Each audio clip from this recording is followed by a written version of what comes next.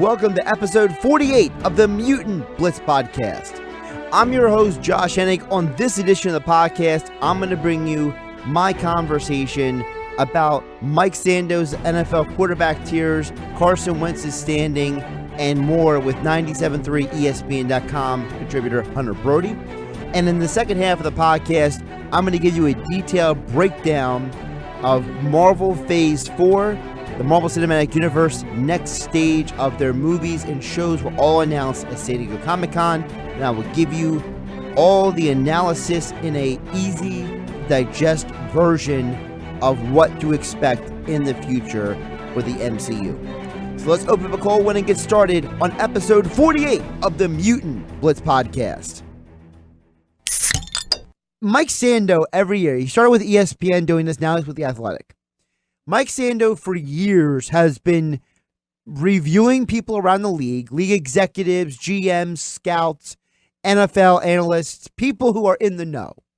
He does it anonymously, so nobody has to get in trouble, but he wants an honest opinion about the tiers. You know, are you a tier 1 quarterback, tier 2, tier 3, tier 4? And like, for example, tier 1 is Tom Brady, Aaron Rodgers. So Mike Sando's list showed Carson Wentz as a tier 2 quarterback.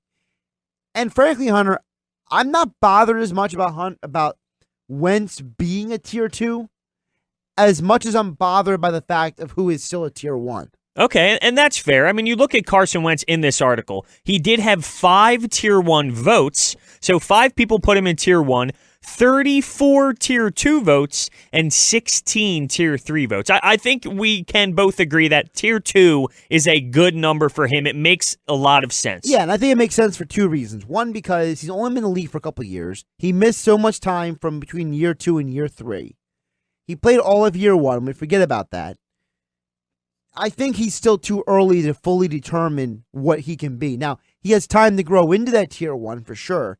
And I think if he has a full season without getting injured like he did in 2017, he's for sure probably like a lower tier 1 guy. I think what helps Wentz's argument to say that he belongs there is the fact that who else is in tier 2 for Mike Sando's rankings? It's Matt Ryan. Matt Ryan is. Matt Ryan's a league MVP, led a team to a Super Bowl, and if it wasn't for a couple of bad play calls and miracle catches by the Patriots, the Falcons would have a Super Bowl ring. So it's not like you're grouped in the same category as Tyrod Taylor. No. It's not like we're diminishing Wentz's ability. And I think that the people who don't understand the tiers, you know, maybe because what happens is people get so bent out of shape over what number you are on a list. And that's why tiers are better, because what it does is it allows you to say, look, Carson Wentz is not on Tom Brady's level. He's not on Aaron Rodgers' level yet. He's not one of those guys. But he's right the next tier down. And I think that's a fair assessment. I think that for anyone who's a problem with that, I think they're being just irrational. Big time. Now, this is a tier / ranking. So he is 10th. He is the 10th quarterback in the list, and it goes by tiers and by ranking overall. And I think most Eagle fans wouldn't be upset if you told them that he was the number 10 quarterback on Mike Sando's list. Yeah, not at all. One thing that we can probably both agree on as well is it's not so much his skill set, because his skill set shows that he can be at the top of the league. It's more the fact of the injuries. Let's be real. So because he's in the second tier, it really is because of the fact that he can't stay on the field, which is a big problem. Well, that's my problem with who's in tier 1. Okay, so I don't like Roethlisberger in tier 1. Okay. Roethlisberger has missed about almost 20% of his career games due to injuries. Would you say that he's on the list because of what he has done overall in his career when it comes to Super Bowls and things of that nature, not so much where he is right now in his career? I think Ben is tier 1 because of his resume, not as much because of where he is right now. I think Ben right now is much closer to Matt Ryan and Carson Wentz than he is to Russell Wilson and Aaron Rodgers. And I think that's where we started having the conversation on Friday about how we evaluate athletes. We have this tendency to overvalue championships when it comes to athletes' individual value. Teams win championships, not players. You can't tell me that Terry Bradshaw is a better quarterback than Dan Marino. Just like you can't tell me that Peyton Manning is a better quarterback than anybody just because he has Super Bowls. Peyton Manning is Peyton Manning because of who he is, with or without Super Bowls. But what happens is we take these championships and we take these guys' resumes and we make them more important than they are. Instead of evaluating the person on a case-by-case basis, we take things like championships and playoff wins and stuff and over-apply it. What happens at the end of the day? You cannot bring to me a quarterback's win-loss record and tell me that is a major element in your evaluation of that quarterback. Because if that's the case, then Terry Bradshaw is one of the greatest quarterbacks of all time. Dude had 4 rings in a decade. But you're not going to have that conversation because I'll have the same argument with you that Roger Staubach is a better quarterback than Terry Bradshaw. He was more accurate, more consistent, more athletic, and more clutch than Terry Bradshaw was, but he has less rings. So I think that when you look at Ben Roethlisberger, he's only in tier 1 because of his resume, and it is less about the fact of where he is right now in his career. And I think right now, at this second in his career, he's closer to the Matt Ryans and the Carson Wentzes, which to me puts him in tier 2. I 100% do agree with you on that. He is someone who is in tier 1 because of the fact that in his prime, in his past, there was a lot of success, but where he is right now, you can't tell me it's at the top of his game and at the top of the league. And when you talked about the championships, it's funny because as time goes on, people forget context. It's Always. just about the ring. But there is so much involved in that ring when you think of rings individually that always gets forgotten. And I know I've been on the record being a LeBron guy, and that's not a takeaway from MJ, and I love both. Realistically, both were so fantastic and dominated the league at such a different level that they are capable of having that conversation because they're just so great in their respected careers in their era. As individuals. Right, exactly. But one thing I always like to point out with the people who throw out the record of LeBron in the finals, he took that Cavs team to the finals and lost, right? You can't take that and use it against him for that loss because they had no shot and it was embarrassing that team was even in it. But people who go 6-0 MJ, they don't talk about the first round exit. So if LeBron didn't even get to the finals, he wouldn't have been criticized as much as losing in the finals. And that's where I'm on your side with the argument of championships and rings. Well, it's the same thing with Montana versus Brady. You'll have people who say, well, Montana never lost in a Super Bowl. But you're just counting all the time he lost to the playoffs, period. Exactly. He didn't make it there every year. He did lose to the Giants. He did lose to Lawrence Taylor. He did lose to the Redskins. He lost to the Cowboys at one point. It's not like Montana was undefeated in the postseason. And that's what's really silly about this. People overvalue one aspect of someone's resume so much they neglect the rest of it. Look, let's be realistic. Who is the greatest quarterback in Steelers history? I'd argue it's Ben Roethlisberger because he has done more with less compared to Terry Bradshaw. Terry Bradshaw was surrounded by a wall-to-wall Hall of Famers. If you don't win a championship with Lynn Swann, John Stallworth, Mean Joe Green, Jack Lambert, Franco Harris, and that whole monster team, you have more problems that we have to have a conversation about. But whereas Ben Roethlisberger, there were times that he's been winning games with totally different receivers from one year to the next, totally different running backs from one year to the next. I mean, if I told you that Ben Roethlisberger would have the stats that he has right now, and he has gone through all the receivers that he has and all the running backs that he has, you'd be impressed. So I'm not diminishing Roethlisberger at all in this conversation. But to me, rating a quarterback is not about his resume. We're not talking about Hall of Fame. We're talking about what is your standing in the game right now. And the fact that you have, how many people voted for Roethlisberger tier 1? For tier 1 Roethlisberger, we have, hold on, that's Phillip Rivers. Here we go. Ben Roethlisberger, 32 Tier 1 votes, 23 Tier 2 votes. So, it's not as dominant. 32 people to say he's a Tier 1 guy makes me question them as talent evaluators.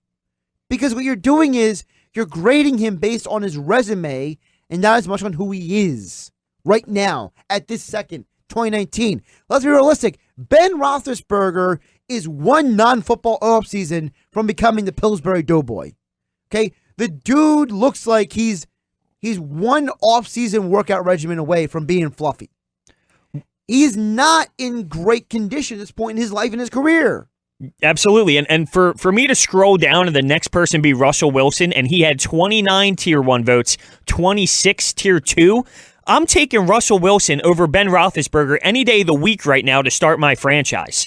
So how do they see that much of a where are they getting the Ben Roethlisberger love over someone like Russell Wilson? Am I crazy to say that? Wouldn't you also start your franchise with Wilson right now over Big Ben? And I think that's a great point. That's where I think the tiered conversation has come in. Who are you starting your franchise with? Who is the quarterback that you undeniably want on the field? Well, in this Tier 1 category, should I roll off the one that... See, Pat Mahomes is in there after one season. So he did have 50 touchdowns. He was the league MVP, and he's younger than half the list. That's what I'm getting at here. So with these Tier 1 quarterbacks, you have Aaron Rodgers, Tom Brady, of course, and Drew Brees, but they're at the back ends of their career. Then you have Pat Mahomes. Andrew Luck is someone, if you really like him over Mahomes, but I don't think so. When you talk about starting your franchise with this Tier 1 group of guys, it's pretty obvious that Pat Mahomes would be the one. But if we talked about Carson Wentz not having a long career or a big enough career yet to really solidify a number one spot, is it too quick to say Mahomes is automatically a Tier 1 quarterback because of 1 year? Look, I'm a believer that Pat Mahomes, while having a great season last year, will take a step back this year. Just because the law of averages say that you throw 50 touchdowns 1 year, you're not going to throw 50 again the next year.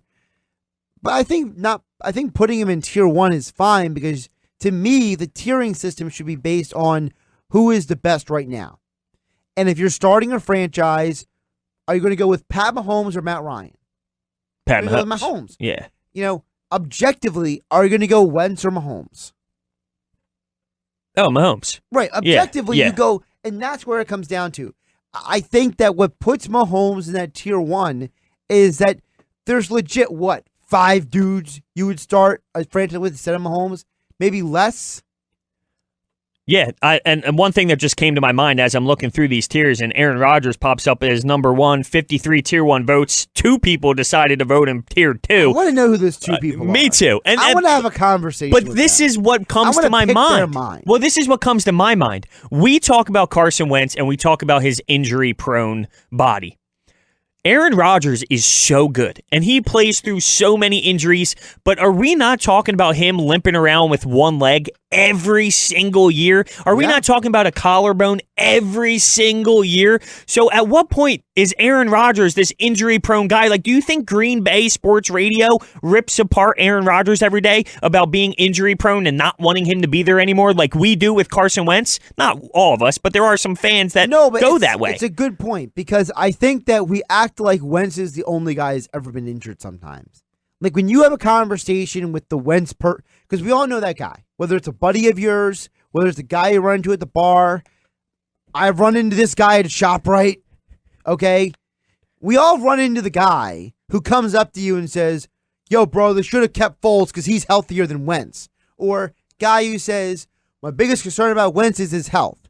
Like they always lead off with the health, right? They always bring up the ribs and the wrist in college and the torn knee and the broken back last year.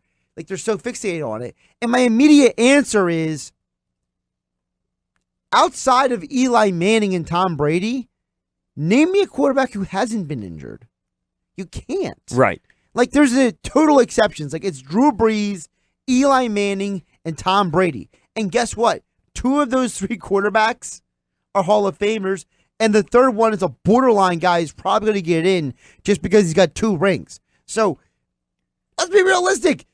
Nobody plays every game. And this idea that Rodgers is healthier than Wentz or Roethlisberger is healthier than Wentz or anybody is so much healthier than Wentz. It's football. You're going to get injured. It's so rare to play every game.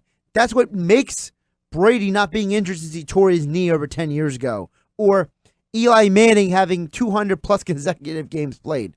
That's what makes these guys so unique. What makes Wentz unique isn't the fact he's on the field every day. What makes him unique is that when he is on the field, you know you have a chance to win the football game. And to me, that is where the value of Wentz is. I think it's fair to be a little concerned with his past. It is a little aggressive with how many years in a row that he has been banged up. Like, it's okay to be a little concerned at times that he does find a way to get injured. But to think that it's impossible to find a way to fix your style of play or to find a way to grow as a player and put yourself in the right positions, like it's totally possible to do that. So I believe that Carson Wentz will understand now that he is growing and he has a ton of experience. He will understand how the NFL works to kind of keep his body in a better position to not get hit so hard and to get hit like that. It's possible to learn how to stay healthy. It is, especially in a league like this. It's very possible. 609-403-0973. Do want to hear from you out there listening to us. I'm Josh Hennig along with Hunter Brady, filling in for Mike Gill on the Sports Bash. 609-403-0973. Texter has a question about the article itself, Hunter, because Hunter has it in front of him right now, because I don't have an athletics subscription. Yes. I'm a bad person. I'm new to the game, and I'm very happy about it. Texter says, I haven't seen the article, but are Jared Goff and Dak Prescott in the same tier as Wentz? Okay, so Jared Goff is in the Tier 2 category, along with Carson Wentz and Baker Mayfield. Okay. And in the Tier 3 category... I think it's too high for Baker. I agree. In the Tier 3 category, you have Dak Prescott at 17, but he has 16 Tier 2 votes. Okay. 38 Tier 3 votes. So that it seems like majority of the people see him in that Tier 3, and actually one Tier 4, which, to be honest with you, I didn't even get low enough to notice that there was a Tier 4. Yeah, I thought it stopped at 3. I think Tier 4, and we'll get into that in the next segment, by the way. We're going to go through the whole list. That's cool. I think Tier 4 is like Ryan Fitzpatrick, Josh Rosen, probably. Well, I watched Ryan Fitzpatrick play at a Tier 3 level last year at times. Okay, let's not get carried away with the chest hair and the gold chain from D-Jax. He ain't there anymore. D-Jax ain't walking through that door, as Rick Pitino would say. But I think the texter brings up a good point. Where are those two other young quarterbacks? The same draft. Those are the three quarterbacks from that draft. Goff, Wentz, Prescott. And they're always going to be linked together, just like Rivers, Roethlisberger, and Manning will always be linked together. I think that is correct. I think Dak Tier 3, Prescott Tier 2 I'm fine with that. And I'm mostly fine with it for two reasons. One, because I think Dak showed that when he didn't have Ezekiel Elliott, he struggled a bit. Now, I'm not saying he can't get better. I'm not saying he can't elevate. We've seen Prescott basically get better every year. So it's not that he can't reach Tier 2 or maybe even Tier 1. I'm not going to totally hold him back, but I do think that we have to factor in his environment. We overlook that there's only a handful of quarterbacks who can elevate beyond their environment.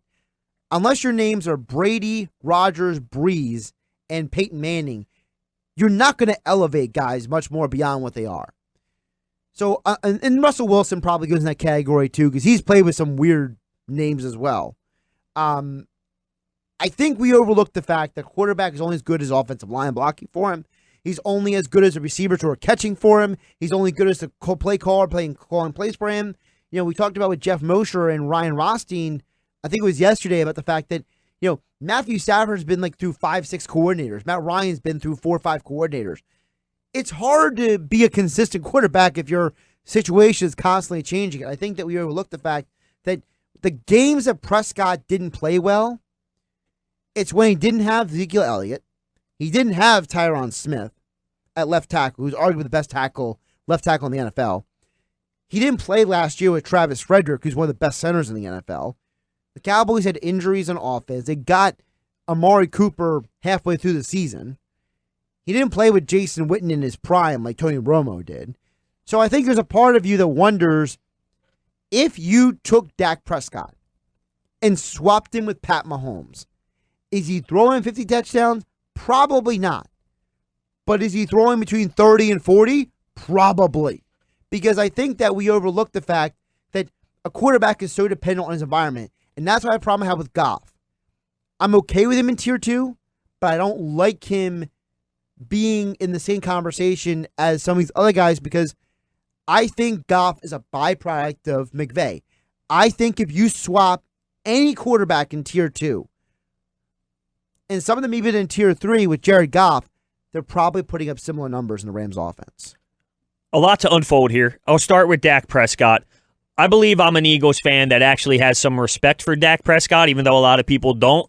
I think he has value. I think he is a good little player. He's better than just good little player. Well, because he's better than he's better than a game manager, but he's not this elite force. The problem is what you're going to have to pay him would be paying him to be an elite force, but he does have value, and I think down the line in fourth quarters, he makes smart plays. I don't think he's as bad as some of the Eagles fans say he is just because he's on the Dallas Cowboys. But I want to target more on that Jared Goff thing. We've been on the airwaves talking about Jared Goff before, and that was something you brought up. I understand what you're saying because we saw Jared Goff with Jeff Fisher and we saw Jared Goff with Sean McVay. And did we not see almost a quarterback that can't even be in the league and then one of the league's best because of the situation he was surrounded with? Yes. At the same time, I remember specifically watching Jared Goff make some throws last year where I was stunned, my jaw dropped. He has a solid arm. He puts it in the spot. Like, he is a good quarterback. He makes plays happen. Yeah. I don't think he's insane. I would put him at the bottom of tier 2, flirting with tier 3 as well, but I would put him in the bottom of tier 2. I don't think you're giving him enough credit for what he does, and you're saying it's too much of Sean McVay. I'm actually I think Sean McVay is overrated more than I think Jared Goff is. Yes, I can agree with that. I don't think you can overrate McVay because McVay, to me, is the orchestrator of the offense. You know, he is the director. He is the puppet master. He is the maestro. I think he's soft. He is the offensive guru. That is what everyone said. This guy knows. There's times where, and maybe we are just so used to Doug Peterson, but I've watched this guy multiple times punt on 4th and 1, 4th and 2 in big time situations in the Super Bowl. It's 4th and 2. If you are an offensive guru on the 50-yard line, and this is the Super Bowl, you got to draw up a play. This is your thing. You are an offensive guy. So to back up and not produce in that type of situation as an offensive guru, soft in my opinion. It's soft. Interesting. Yeah. I don't know if I go soft, but I understand where you're coming from. Yeah, like if that's your motto, if that's your thing, you are this guy who can create offense. I think you're overlooking the fact that there's literally only one guy who shut him down, and his name is Bill Belichick. But that Patriots team was not good. That day they scored 3 points. But 3 points. But that's where you're overlooking the team game. The team defense that Belichick put. Think about the quarterbacks Belichick's going against the Super Bowl. He has shut almost everyone down. 3 points can't happen. He has shut down almost every offense that came in against his defenses. And I think we overlook the fact of how great Belichick is, and we hold that against McVay. Well, let me clarify this. Sean McVay's a good coach. I think Peterson's a better football coach and a better head coach than McVay. And we have to get the break. But I will say, and we'll continue on the other side. We need to. I believe that McVay should be not blamed as much for the Super Bowl as much as the fact of his non-adjustments. The lack of adjustments in the second half, to me, was more concerning with the Rams than McVay himself. But does that go on him? Well, part of it, yes. Okay. Part of it does. Part of it also goes on your staff. I think your staff has to help you as well. I think if I'm putting words in your mouth, let me know. Okay. I think for you kind of look at Sean McVay and say he's getting too much hype, and you feel like the label, the offensive genius, the guru. There's a part of you that feels like this guy's getting so much credit that other people could be getting, but he's kind of like the hot trendy thing right now, and that's why he's getting so much recognition and praise. You nailed it. 100%. That's exactly what it is. And as much as I love Doug Peterson, I don't think his strongest suit is his offensive game plans. Like, if you're telling me Sean McVay can create you an offensive playbook and a game plan and Doug Peterson can, I think Sean McVay is better at that. But when it comes to the culture Doug Peterson brings and the will that these players have to play for him, and I'm not saying Sean McVay isn't good, but I think you nailed it you hit it right on the head. He gets all the praise. And there's so many other coaches in this league like Doug Peterson who doesn't get the same credit as Sean McVay. Well, I think what the difference is that I think Doug Peterson's the better head coach. I don't know if Doug's a better offensive play caller per se. And I think the numbers bear that out. The Eagles scored 6 less points per game in 2018 versus 2017. And I don't think that's just because of the quarterback. I don't think that's just because of the injuries. Guys were injured last year. I think it was also because Doug Peterson benefited from an incredibly elite staff in 16 and 17. Frank Reich, John DeFilippo, they both left after the Super Bowl. And what did you do? You didn't bring in new people. You promoted from within. What did they do? They elevated Mike Groh from wide receivers coach to offensive coordinator. They elevated Press Taylor from basically an offensive assistant to the new quarterback coach. So I think what we overlook is that what Doug is, he is a great players coach. The players buy into what he brings. They buy what he is selling. They believe in him. They follow him. He gets them on both sides of the ball. He doesn't have a players council of those captains for no good reason. But I think you have to say, in all fairness, that McVay hasn't gone down 6 points in points per game from one year to the next. Doug Peterson has. So you can make the argument that Sean McVay may be more innovative as an offensive mind, but he's not a well-rounded, great head coach like Doug is. That I can agree on. I can agree with that. It just comes down to the narrative of Sean McVay that he is the special new thing, and it's this new look. You want that young coach who will be there forever. It might just come with the physical look of it as well that bothers me. Realistically, it's all about the young coach and a good-looking guy who dates this female who's very attractive, and it's just a big part of the whole entire picture maybe that bothers me with Sean McVay. I think it's a byproduct of media. Like your frustration with McVay feels like my frustration with Harden. The people who obsess like Harden is the greatest offensive player we've ever seen. And it's like, dude, do you not remember Kobe or Iverson or any of the other great players who've ever come before? Like, I don't like the recency bias. And I think that we have to have context. I feel like that's more your feeling with McVay. You don't hate McVay. It's just that you just think he gets way more hype and attention than he should. That's fair. I think you nailed it because James Harden is the same exact way. You did say James Harden, right? James Harden. Okay. Make sure I'm not losing my mind over here. 609-403-0973. Bill in Absecon chimes in about our quarterback conversation. Says, you guys are right. It's a team game football. There's too much emphasis on championship rings.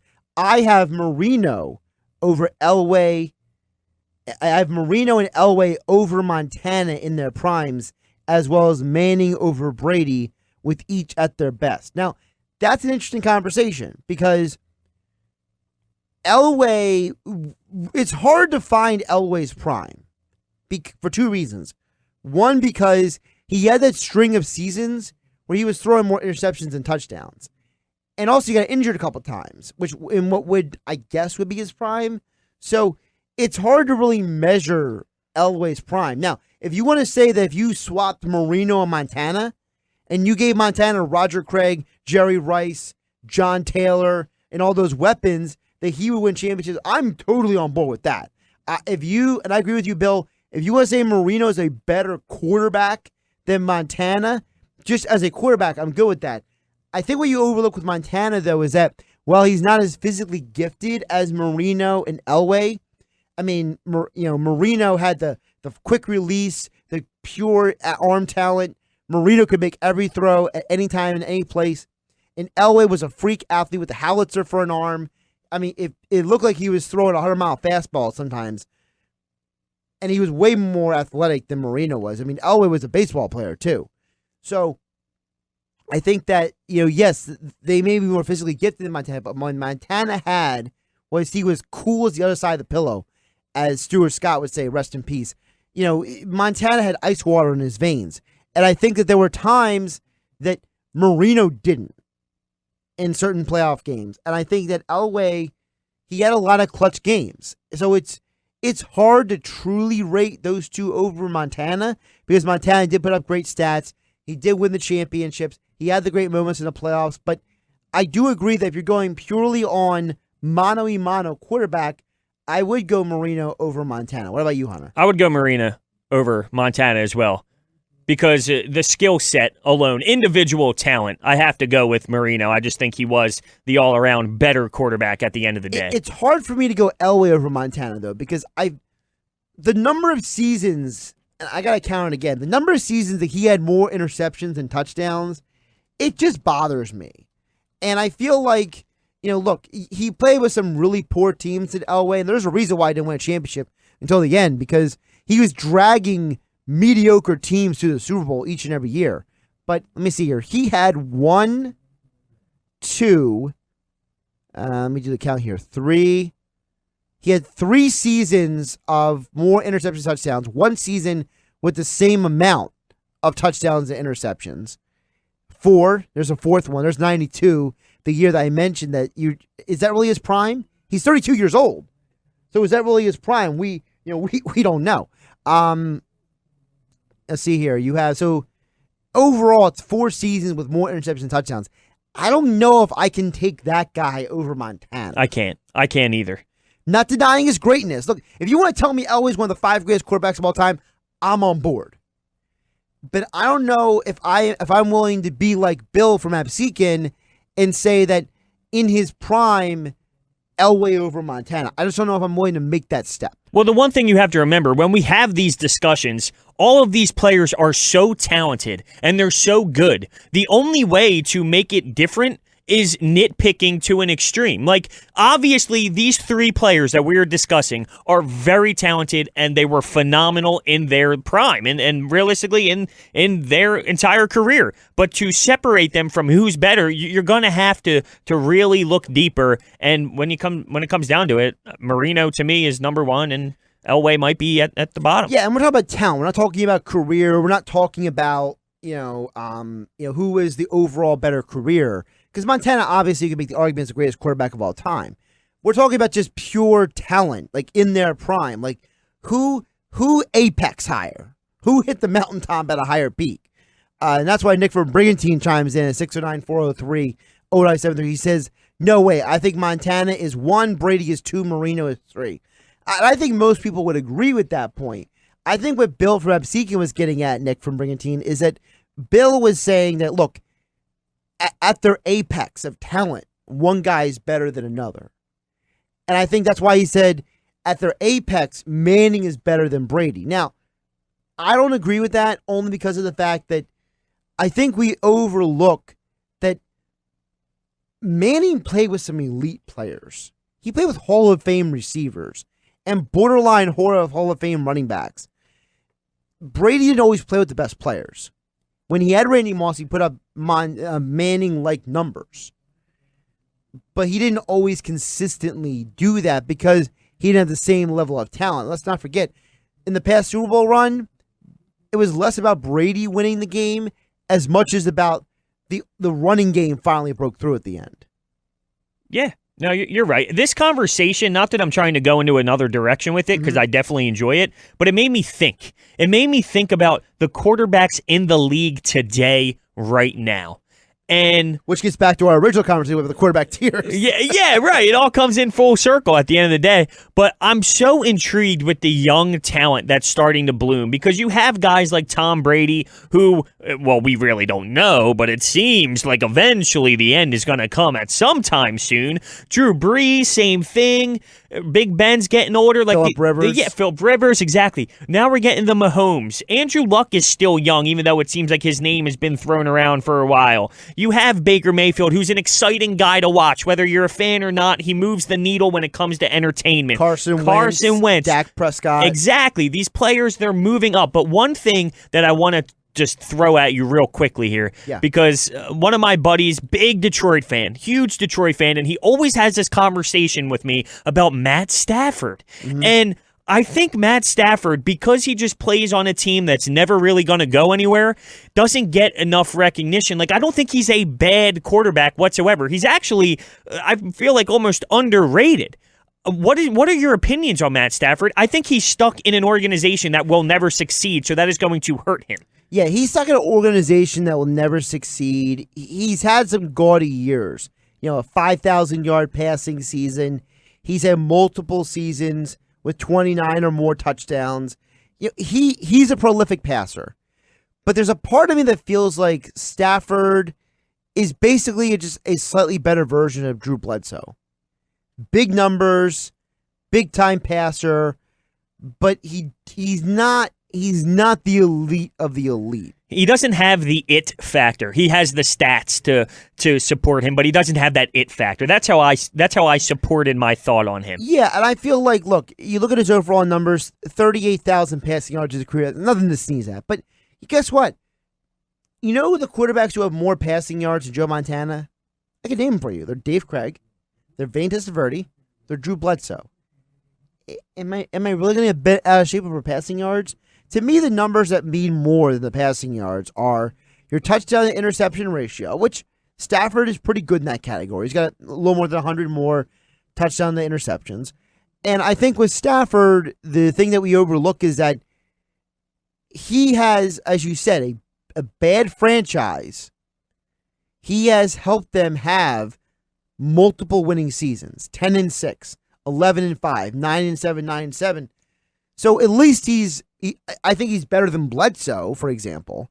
But I don't know if I'm not 100% sure he belongs in, for example, tier 2. Okay. Well, here's the question I was thinking about. If he was the Eagles quarterback for 10 years, are you disappointed in his production as a player? Yeah. If you are. A little bit. Okay. Because I think that we forget that Stafford was drafted number 1 overall. Fair point. That is a fair point. And there's been seasons, and I'll read them off for you. The 2 years he led the NFL on pass attempts. The 1 year he was 41-16. That's a great year, right? 5,000 passing yards. But you know what he did the next year? 20 touchdowns, 17 interceptions. And his completion percentage went down 4%. So he's inconsistent. And I think the inconsistency, if he was in a city like Philadelphia, would drive these fans insane. Okay. I just think he gets underrated, but it's because of, the Lions are never going to win. So at the end of the day, it's not him. Because if he's on another team who succeeds, if he's in an organization and say he has Sean Payton as his head coach, things can be different and you can look at him differently. But because he's on a team that will never succeed, he kind of just gets passed by. I'm not a lover. I'm not a hater. I just think he gets looked over because of where he's playing. Topic number 2 on this edition of the Mutant Blitz Podcast. I wanted to give a digestible, understandable, and not too confusing explanation for what happened at San Diego Comic-Con this month. So, Marvel president Kevin Feige decided to blow away the entire crowds in San Diego and reveal the entire slate of Marvel's plans for the cinematic universe as well as Disney Plus from now for the next few years. He did not just give you a couple of projects they were doing. No, he went out there and told everybody, here's everything that's coming, get ready, and he blew everybody away. And there's so much content that is being put out by Marvel between the movies, Disney Plus, Hulu, and other properties that it's just a lot to digest and explain. So I wanted to take this opportunity on the Mutant Blitz Podcast because we talk a lot about the Marvel movies and the MCU to try to take everything, condense it, and explain it in something that is digestible for anybody, whether you're a casual fan of the Marvel Cinematic Universe, you're a loyal, dedicated fan, like you're watching all the shows, or if you're a diehard who's read all kinds of comics and has watched every movie numerous times. So, Phase 4 of the MCU will be about setting up the groundwork for the next 10 years.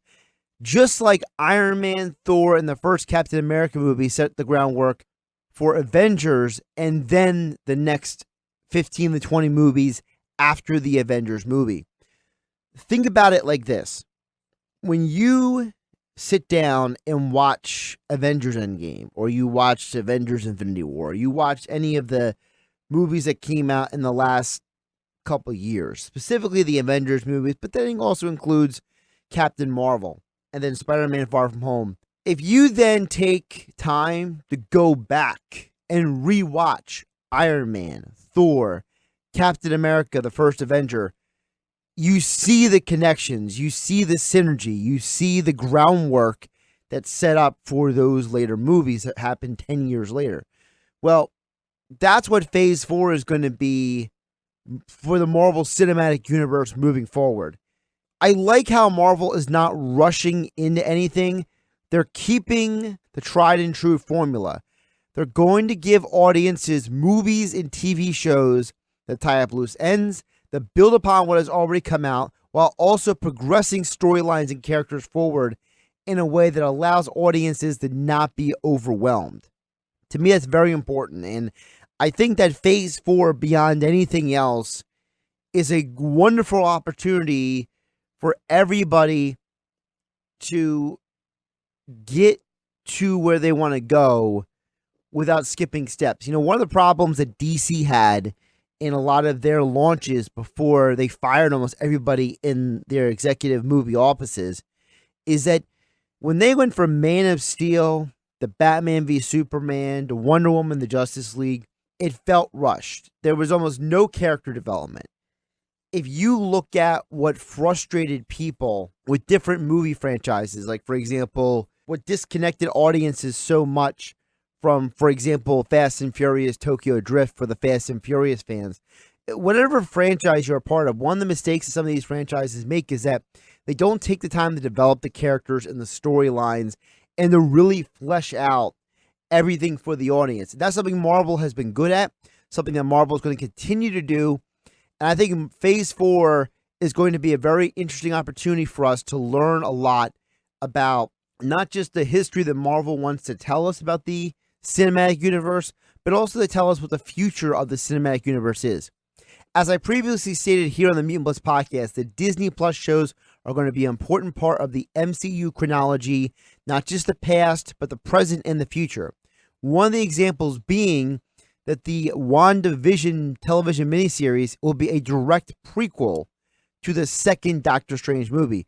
So that already tells you that Marvel is explicitly presenting the Disney Plus shows as part of the bigger Marvel universe. So, as I've told you here on the Mutant Blitz podcast before, Marvel didn't spend billions of dollars to buy Fox Studios and billions of dollars to get Hulu. And they didn't take all these chances and moves and chess pieces moving left and right.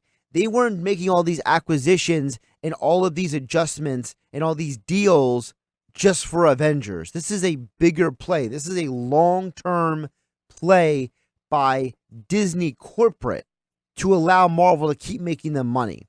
Because remember, Marvel's making their own decisions. Disney is just profiting off of those decisions. And as long as Kevin Feige and the folks at Marvel keep making Disney money, they're going to keep investing in the properties. So let's review each announced movie and television show with some quick thoughts on each one. And I'm going to do it in chronological order. So from the next Marvel movie to the last Marvel movie that was officially announced at San Diego Comic-Con. The first one is Black Widow is currently filming. It'll be released May 1st, 2020. This movie is about Natasha Romanoff's past, ties together numerous suggestions and Easter eggs from previous Avengers movies, while also adding a new antagonist to the Marvel Cinematic Universe. This movie has been in the works and discussed for, I want to say, roughly 4 years. And with Scarlett Johansson's character of Natasha Romanoff officially dying in Avengers Endgame, this is going to be the movie that explains anything you ever had a question about, whether it's the Budapest that's mentioned numerous times between Hawkeye and Black Widow, whether it's anything about Natasha Romanoff's upbringing, her training.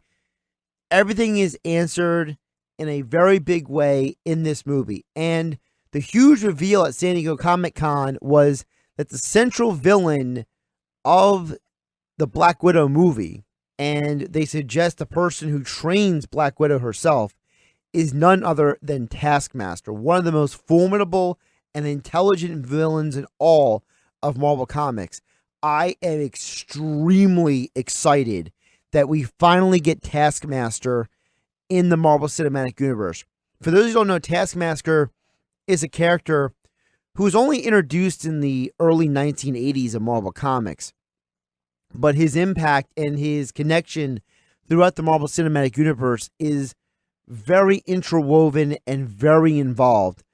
But to make it very simple for you, Taskmaster is basically a villain who, his super ability is that he can mimic and counter anybody's fighting technique and moves. So if you're a kung fu master, he can combat you with kung fu. If you are an elite swordsman, he can be as elite of a swordsman as you and then be even better. His intelligence is also off the charts to the point where he is an expert strategist. And one of the few people who have been able to foil him consistently is actually Spider-Man. Because Spider-Man's fighting technique is, he doesn't really have technique. He just does whatever he has to do to win. He's very, very unpredictable. So someone like Spider-Man and also someone like Deadpool have been able to deal with Taskmaster much more adequately than other superheroes. Because other superheroes are very regimented to their technique or their skill set. So, for example, there have been times in the comics where Taskmaster has beaten up and dominated Captain America because he literally predicts his moves before he actually makes those moves. I suspect this movie opens the door for Marvel to explain any questions as well about Russia's history in the Marvel Cinematic Universe, similar to how Agent Carter's TV show explained about a lot of the history of S.H.I.E.L.D. and the United States setting in the grand scheme of the entire world. With Natasha Romanoff being from Russia and the introduction of a new Black Widow, I think we're going to see a lot of groundwork set, as well as, like I said, loose ends tied together from the Marvel Cinematic Universe.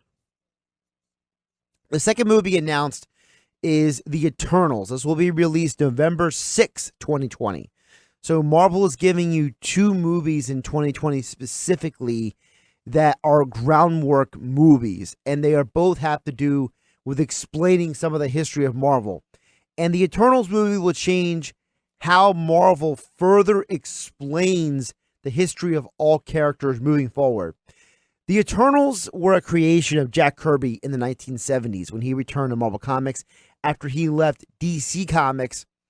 Kirby had went to DC Comics because he was promised a lot of things, and halfway through his tenure there, he realized that DC lied to him, and he believed they manipulated him, so he left as soon as he could and signed a new contract to return back to Marvel. Well, one of his first creations returning to Marvel was the Eternals, and the Eternals are a small part, I mean a very small part, of an expansive universe development that Jack Kirby did in Marvel Comics.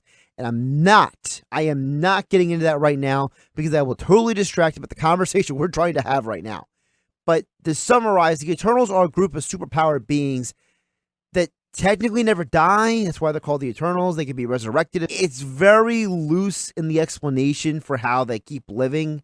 But just when I say that they don't die and they can be resurrected, just roll with it, because I know Marvel's going to give you a much better explanation for it in the movie than how they try to do it in the comics, in a world where, let's be realistic, some of the stuff they did in Marvel Comics before we understood what we know in science today, and the Marvel Cinematic Universe is trying to be as grounded as possible, and I can't foresee them doing anything really dumb and ridiculous.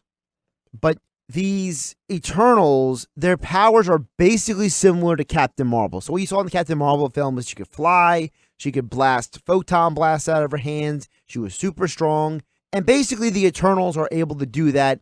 The only variable is that some of the Eternals also have telepathy and telekinesis. So these are ridiculously powerful people. The point of this movie, I think, is going to be less about the Eternals' powers and abilities, but more so about building the foundations for, one, the introduction of mutants into the Marvel Cinematic Universe, because the Eternals have a direct link to the creation of mutants in Marvel Comics, along with the explanation of a longer history of powered humans on Earth and the history of Thanos. I told you here on the Mutant Blitz podcast, Thanos is the descendant of the Eternal race on Titan. In the comics, the ancestors of the Eternals, their elite humans, thousands and thousands of years ago, left Earth due to the death of the first leader of the Eternals, and half the race went to Titan, which is the planet where Thanos was born and grew up. So I think the Eternals movie is going to be a lot of tying up the history of Marvel, introducing some new elements in a way that audiences can believe and understand, and is going to be less extreme than just one day the X-Men decide to show up. Think about it this way. If the X-Men just showed up tomorrow in the Marvel Cinematic Universe, you're asking, where do they come from? Where have they been this whole time? This way, Marvel is going to be able to progress us to the point of mutants arriving in the MCU instead of the way that Fox did it or anyone else did it. And I think that when Kevin Feige told reporters after the San Diego Comic-Con reveal that we are going to do mutants in a way, and we're going to do the X-Men in a way that's never been done before, that tells me that don't try to guess what they're going to do. Let the process play out. And the Eternals are going to be a small part of that explanation. Now, also in 2020, the first Disney Plus show is going to be debuting, and that's The Falcon and the Winter Soldier. That's the fall of 2020. And this is a direct follow-up from Avengers Endgame. Remember, at the end of Endgame, the final moments when Steve Rogers' life, he's old at this point. He's probably at this point 100 years old almost, but he is the old Captain America, giving Sam Wilson his shield and the mantle of Captain America moving forward. So we saw Falcon getting Cap's shield at the end of Avengers Endgame, and this TV series will tie up the loose ends from the previous Captain America movies, including what was announced at San Diego Comic-Con, that the return of Baron Zemo, who was in Captain America Civil War, will be the new villain threat. This miniseries will have some connections to other Phase 4, but it's going to have more direct links to Phase 5, where we will have Black Panther 2. And since the majority of Phase 4 deals with the history of Marvel and multiversal issues, you're not going to see as many direct links for Falcon and the Winter Soldier to the current Phase 4 stories, as it will set the stage for what you're going to see in Phase 5, which we will get to a little bit later. The next project announced is Shang-Chi and the Legend of the Ten Rings, which will be released February 21st, 2021. And this movie will serve two purposes. One, tie up the loose ends of the Mandarin from the Iron Man films. Remember, the Mandarin was a fake initially in Iron Man 3, to which Marvel then explained later that there is a real Mandarin and that there is a terrorist group called the Ten Rings, which we first saw in Iron Man 1, and that Shang-Chi will be the one to deal with the real Mandarin and the terrorist group, the Ten Rings. The second purpose of this movie, bridge more gaps in the Marvel mythology. Remember, think about what Black Widow I said about Russia and Agent Carter for U.S. and S.H.I.E.L.D. history. Well, Shang-Chi now is going to bring Asia and Kung Fu and the history of martial arts into the MCU. Shang-Chi is not a very well-known character. Shang-Chi was a character created in the 1970s when Marvel was attempting to capitalize on the popularity of the Kung Fu craze. You remember the David Carradine Kung Fu television show, the Bruce Lee movies of the late 60s, early 70s. You know, everybody, Kung Fu fighting the song.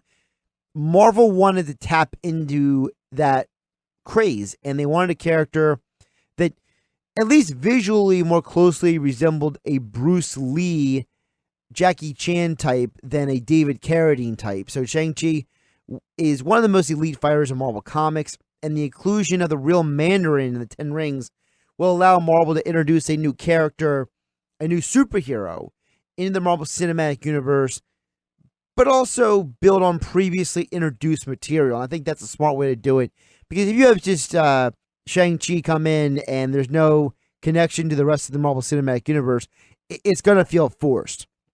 And I know Marvel doesn't want that. Marvel wants to include this character, and I think you're going to notice that what you're seeing as we go on with this conversation about Phase 4 of Marvel Cinematic Universe is that the Marvel producers and executives are digging very deep into the history of Marvel Comics to a point where they're going to be pulling on characters and ideas and concepts from the 60s and 70s and 80s in a way that I don't know if they would have ever done if they weren't as successful as they were with Guardians of the Galaxy. Remember, when Marvel came out with the Guardians of the Galaxy, the first movie, it was a serious risk, because there was no precedent for Guardians of the Galaxy anywhere in media. Spider-Man's been on television and movie media since the late 1960s, and Iron Man, there's been cartoons with him since the 1990s. And Captain America, he's been on all kinds of television, animated movies, live action for decades and decades.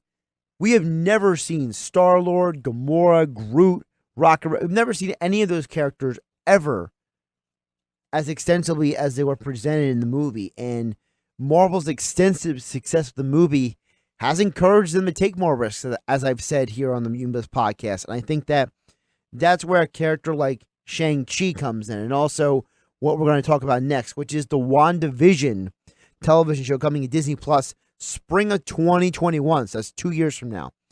As I mentioned earlier, this miniseries is a direct prequel for the second Doctor Strange movie. This show also will feature the grown-up version of Monica Rambeau, who we first met in Captain Marvel. Remember Captain Marvel, when she came back to Earth, she ran into her friend, and her friend's daughter is Monica.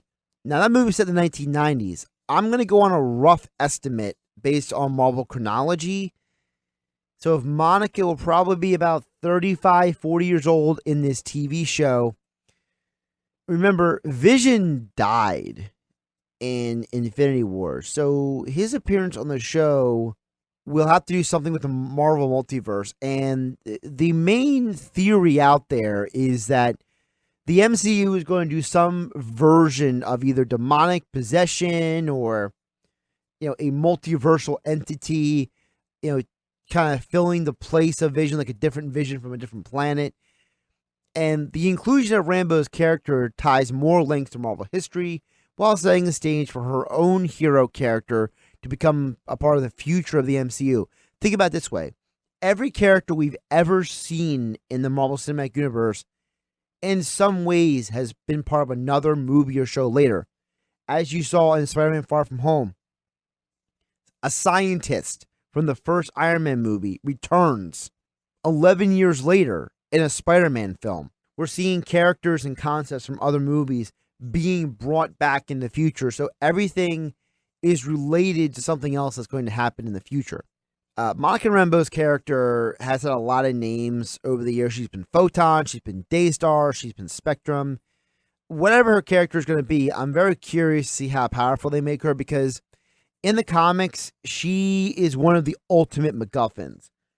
She is a character that pretty much shows up when you can't explain how the heroes are going to win, or she's able to do things that nobody else can counteract, an intense high-level ability of reality manipulation. So I'm not sure they're going to go and make her that overpowered, but I do think that they're going to have her have some relevance to this storyline. And the aftermath of Wanda dealing with this evil version of Vision is going to lead directly into Doctor Strange 2. And Doctor Strange 2, which is going to hit theaters May 7th, 2021. So literally a couple of months after WandaVision is on Disney Plus.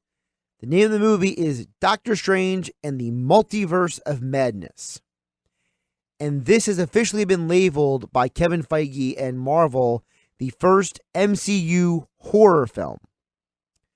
What you will see in this film has direct ties to stories from the late 1960s and early 1970s when writer Steve Englehart and artist Frank Brunner took the Doctor Strange comics into a deep dive into the occult and had Dr. Stephen Strange dealing with various monsters and demons that included Dracula and Mephisto, Mephisto being Marvel's version of Satan. I doubt Marvel will go as dark and as deviant and as borderline psychedelic and basically the product of, altered minds as the comics were back then, especially since Marvel has spent a lot of time separating themselves from that dark era of Doctor Strange, going as far as depowering him extensively in the 1980s. But I think the movie will build upon the WandaVision show. It'll answer questions of where did Doctor Strange go in between Infinity War and Endgame, along with presenting new threats that emerge with a multiverse being created after Endgame and the alternate timelines. But like I said, it's also going to touch on ideas and characters from the 1970s. I wouldn't be surprised if the villain in this movie, or at least one of the villains that Strange has dealt with in this movie, is the villain Nightmare, which is definitely a possibility. I'm not going to make too many assumptions about who the specific villain's going to be, but I do think they're going to take a very dark turn with Doctor Strange, especially since they're admitting that this movie is going to be almost similar in feel to a horror movie. The next property has been announced by Marvel, also coming out in spring of 2021, is the Disney Plus show Loki. It is a miniseries that directly follows the alternate reality in which Loki escapes in 2012 New York City after the event of Avengers 1. Remember, at the end of Avengers 1, Loki is captured. Well, as we saw in Endgame, Loki escapes with the Tesseract. This is the version of Loki that is still evil and devious and the god of mischief and has not turned away from his evil ways as we saw in the later Thor movies. I expect this show to be Marvel's way of setting groundwork for future storylines that are in Phase 5, along with answering any other questions that are raised from any stories or concepts brought up in Phase 4 or in other movies that Marvel wants to use Loki as he travels through time to deal with different things and basically involve himself in the history of the Marvel Cinematic Universe before there were ever movies. So, he'll probably go back to ancient Egypt or wherever he wants to go. The next property that was announced was Hawkeye, fall 2021. Jeremy Renner returns as Clint Barton, as he will train the next Hawkeye from the comics known as Kate Bishop. In the comics, she and Clint Barton work together a lot, and Renner will continue with his darker character Ronin while setting the groundwork for the next Hawkeye to be part of any new Avengers team in the future, or to potentially team up with the new Black Widow that we will see introduced to us in 2020. The final announced Phase 4 project will be the movie Thor: Love and Thunder. That movie will debut November 5th, 2021. Natalie Portman returns to the MCU as she will become the new Lady Thor in a storyline similar to what Jane Foster went through in the comics. Now, I don't think they're going to go exactly by the comics, because in the comics, the reason why she becomes Thor and how it all works is very different what they will do in the movie. Chris Hemsworth and Tessa Thompson will reprise their roles from previous Thor films, as Marvel is presenting this movie as the next stage of the Thor movies. Its unofficial title was Thor 4.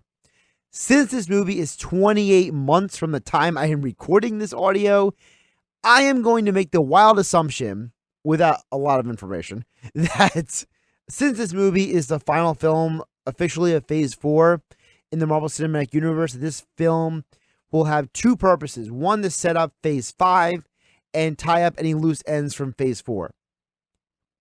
I wouldn't read too much into this movie beyond that. Since New Asgard is on Earth and Mjolnir was destroyed by Hela in the third Thor movie, Marvel has 2 years to set the stage for this movie, And I'm going to work off the assumption that since Guardians of the Galaxy 3 is going to be a part of Phase 5, Chris Hemsworth is already confirmed to be a part of that movie as well, that Chris Hemsworth Thor will spend most of his future adventures in space, and Natalie Portman's Jane Foster Thor will be a more earthbound hero, which allows you in Phase 5 to have a Thor on Earth and have a Thor in outer space. Speaking of Phase 5, Marvel did confirm at San Diego Comic-Con the following movies and characters will be a part of Phase 5. We know that Black Panther 2. We know that Guardians of the Galaxy Volume 3, Captain Marvel 2. All three of those movies are a part of Phase 5. Kevin Feige also said that the Fantastic Four and Mutants will be in Phase 5. Now, he purposely did not say X-Men, because as I explained to you earlier, Kevin Feige, the president of the Marvel Cinematic Universe, has explained to people that their goal is not to just debut the X-Men out of the gate. They want to introduce mutants and build up to bigger and bigger things. So I would expect that you're not going to see an X-Men movie per se the moment they introduce the more famous mutant characters. They also confirmed a brand new Blade movie is going to come out. This was the big thing that they left at the very end of the announcements. The Blade movie will star Mahershala Ali. Now, Mahershala is no stranger to the Marvel Cinematic Universe. He played Cottonmouth in Luke Cage Season 1, the big villain on Netflix, and he voiced Miles Morales' uncle in the animated film Spider-Man Into the Spider-Verse. So he's already been kind of hanging around Marvel, and Kevin Feige was purposely vague about any question about the upcoming Blade movie. But that's because introducing Blade means so much to the Marvel Cinematic Universe, so much that they've never had to deal with or explain to anybody before. And I think that part of Blade's introduction to the Marvel Cinematic Universe is going to have two connections. Remember, I told you about the Eternals. The Eternals are going to set the groundwork for a lot of things that we are going to see moving forward. It's going to tell a lot of the history of the Marvel Cinematic Universe. Well, part of that history does have to do with where does vampires and Dracula come from. And as I mentioned earlier, Doctor Strange, he deals with demons and the multiverse and monsters from other dimensions. So to introduce Blade means Marvel will have vampires. Now follow me down the rabbit hole. Come with me to Alice in Wonderland for just a moment. Introducing Blade means you have vampires. And the introduction of vampires means that Dracula exists in the Marvel Cinematic Universe. The existence of Dracula means the presence of Mephisto, who, as I mentioned earlier in this podcast, is an antagonist of Doctor Strange. Also, Mephisto is the entity that gave the contract with the devil to Ghost Rider to gain the spirit of vengeance to empower Johnny Blaze and Robbie Reyes in the comics to fight evil on Earth. I will remind you that there is also a Ghost Rider miniseries that is coming to Hulu, and that the current series of Marvel's Agents of S.H.I.E.L.D. set the groundwork for the return of Robbie Reyes' Ghost Rider that made his debut a couple seasons ago on the show, which I will assume Agents of S.H.I.E.L.D. will be the platform to catapult the new Ghost Rider show on the Hulu. I will also remind you that Disney owns Hulu, so this new Ghost Rider show will have direct connections to the rest of the MCU because it's all under the Marvel Disney banner. Blade is also one of the oldest Marvel comic book characters to the rest of the MCU. Blade made his debut in the late 1960s. So you're talking about a character that has 50 years of history in the comics. And Blade's history is so extensive that he has worked with Spider-Man, and he has worked with Doctor Strange, and he has been a member of the Avengers. So introducing Blade is more than just wouldn't this be a cool novel idea? Marvel is purposely pushing Blade down the road because you have to set the groundwork for there to be a Blade, and to be vampires and to be a Dracula. And that's where Doctor Strange and Ghost Rider and WandaVision and the Eternals have to come in, because you're expanding and expanding and expanding your universe. But you have to do it in a way that people can digest. And that's what Phase 4, as I said, is about. Phase 4 of the Marvel Cinematic Universe is setting the groundwork for the future. So when we get to Black Panther 2, and when we get to Guardians of the Galaxy Volume 3, and Captain Marvel 2, and any other Fantastic Four, Mutants, New Avengers type movies, we are going to have all of this groundwork built. It's not going to be thrown together. We're talking about years here. The Blade movie doesn't even have an official date for release yet. But considering that Marvel has a lot of dates from 2020 through 2024 already locked in on the movie calendars, I am going to make the semi-informed assumption that because Thor 4 is technically the final movie of Phase 4, that you're going to see probably Black Panther and Blade in 2022, and either something probably like Captain Marvel 2, Guardians 3 in 2023, and then some sort of Avengers movie probably in 2024, and then somewhere along the way you're going to see another season or another mini-series on Disney Plus to kind of bridge the gaps for some of these shows. And I wouldn't be surprised if that's where Marvel introduces Norman Osborn. The rumor has also been resurrected online of how Marvel is going to introduce Deadpool into the MCU. And part of that rumor has to do with the fact that the showrunner, the movie runners and directors of Deadpool have come out and told the media that Marvel has told them that Deadpool is going to be part of the MCU. And Kevin Feige confirmed this as well.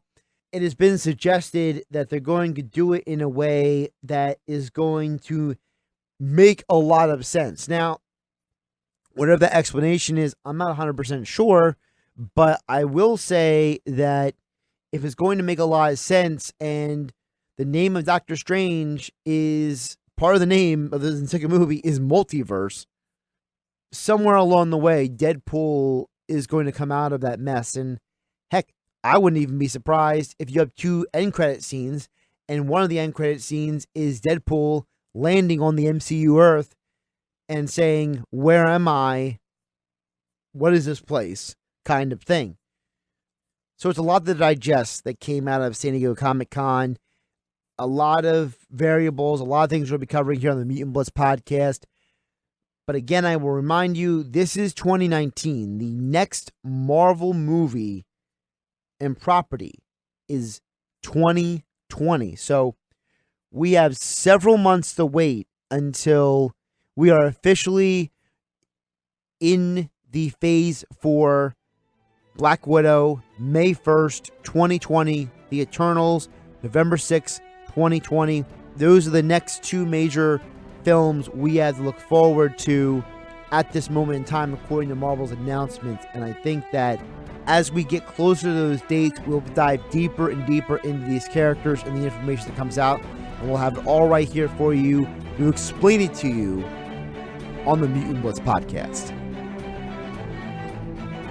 Thanks for listening to this edition of the Mutant Blitz podcast. If you enjoyed any of the topics or the points we made in this edition of the podcast, you can drop a comment in the section below. Be sure to hit that like button and subscribe, as you can catch each of the Mutant Blitz podcast episodes where I give you my perspective on the world of sports and comic book movies and TV shows. I'm Josh Hennig, and thanks again for listening to this edition of the Mutant Blitz podcast.